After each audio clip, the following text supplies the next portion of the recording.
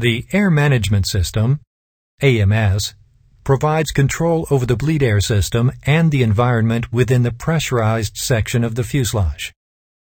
It consists of the pneumatic system and the environmental control system, ECS.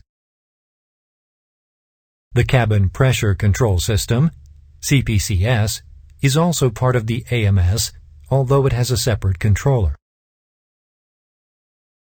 The AMS controller, connected to the Secondary Power Distribution Assembly 2, SPDA2, provides primary control for various aircraft subsystems such as bleed control, environmental control, hot air leak detection, crew oxygen monitoring, and wing and engine ice protection.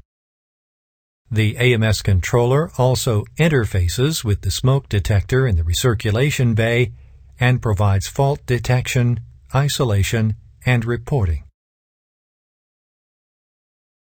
The AMS controller has two channels that control the respective on-side systems. In case of a channel failure, the other channel is able to control the entire pneumatic, air conditioning, and anti-ice systems. AMS control is provided via the air conditioning and pneumatic control panel and the pressurization control panel installed on the overhead panel.